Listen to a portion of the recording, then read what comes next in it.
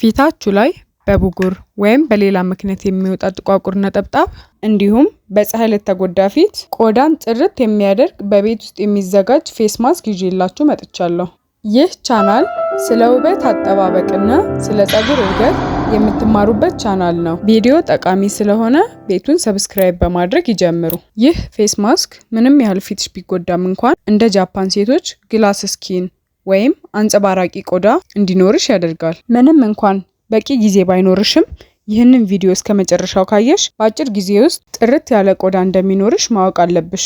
ይህ ፌስ ማስክ ከተልባ የምናዘጋጀው ሲሆን ብዙዎች የመሰከሩለት ሆምሜድ ማስክ ነው። ነገር ግን የዚህን የማስክ አዘገጃጀት ከማሳየቴ በፊት ይህን የፌስ ማስክ ብትጠቀሚ ምን እንደምታገኝና በውስጡ ስለያዙት ንጥረ ነገሮች ልንገርሽ። በዓለም አቀፍ ደረጃ መነጋገሪያ የሆነው ይህ የፌስ ማስክ ለቆዳ የሚሰጠው ጥቅም ምንድነው? በውስጡስ ምን አይነት ንጥረ ነገር ይዟል ከሆነ ጥያቄሽ በዝርዝር ልንገርሽ። የተልባ ፍሬ ዘርፈ ብዙ ጥቅሞች ሲኖሩ ለምሳሌ ለፀጉር ጤንነት፣ ለጨጓራ እንዲሁም ለቆዳ ተወዳዳሪ የሌለው መሆኑን ብዙዎች መስክረውለታል። ዛሬ ግን ትኩረት አድርገን የምናየው ለቆዳ የሚሰጠውን ጥቅም ነው። አንደኛ፣ የተልባ ፍሬ በኦሜጋ 3 እና በፋይበር የበለጸገ በመሆኑ የቆዳ ሴሎችን ይጠብቃል።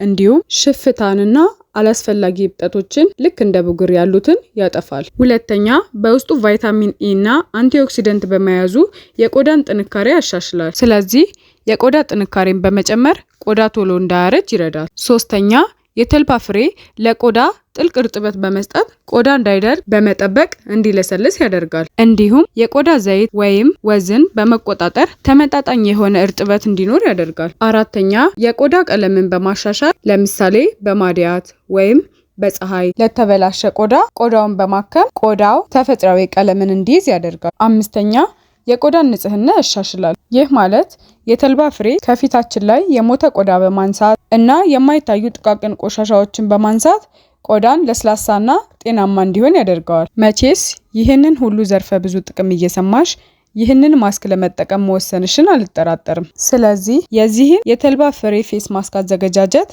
ቀላልና ጤናማ የሆነውን አዘገጃጀት ላሳይሽ።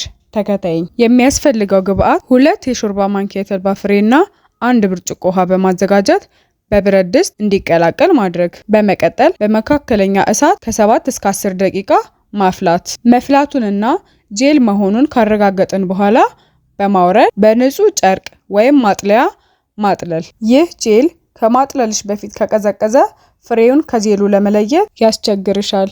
ስለዚህ ትኩስ እንዳለ ሳይቀዘቅዝ ወዲያው በንጹህ ጨርቅ ወይም በማጥለያ ንጹህ ዕቃ ላይ ገልብጠሽ ማቀዝቀዝ ይኖርብሻል። አሁን እንደየቆዳ አይነታችሁ እንዴት እንደምትጠቀሚው ላሳይሽ።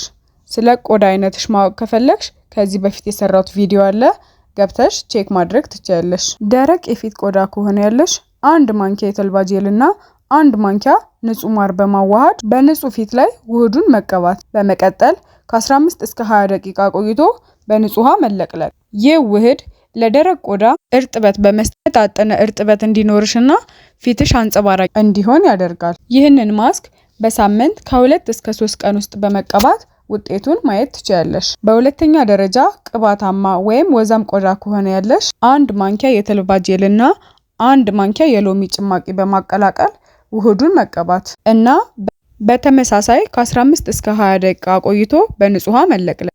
ይህ ማስክ ለቆዳ የተመጣጠነ እርጥበት እንዲኖር በማድረግ ከፊት ላይ አላስፈላጊ ቅባትንና ነጠብጣብን ያጸዳል። በተጨማሪም ቆዳሽን ፍክት ያደርግልሻል። ሶስተኛ፣ ኖርማል ቆዳ ከሆነ ያለሽ ይህ ላንቺ ነው። 1 ማንኪያ የተልባ ጄልና 1 ማንኪያ እርጎ በመቀላቀል ውህዱን ንጹህ ፊት ላይ መቀባት። በመቀጠል ከ15 እስከ 20 ደቂቃ ቆይቶ በንጹህ ውሃ መለቅለቅ። ይህ ውህድ ለቆዳሽ ዘርፈ ብዙ ጥቅሞች ይሰጣል። በፀሐይ የተጎዳ እንዲሁም በማድያት ምክንያት የተበላሹ ቆዳዎችን ጥርት ፍክት ያለ እንዲሆን ያደርግልሻል። ስለዚህ ይህን ውህድ በሳምንት ከ2 እስከ 3 ቀን ብትጠቀሚው ውጤቱ ፈጣንና ጥሩ ይሆናል ማለት ነው።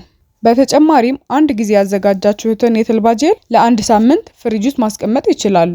ቪዲዮውን ከወደዳችሁት ቤቱን ሰብስክራይብ ማድረግ አይርሱ። ተጨማሪ ከውበት አጠባበቅና ከፀጉር እድገት ጋር በተያያዘ ተጨማሪ ቪዲዮ ለማግኘት የደወል ምልክቱን መጫን አይርሱ። በቀጣይ ቪዲዮ እስክንገናኝ ቸር ቆዩልኝ።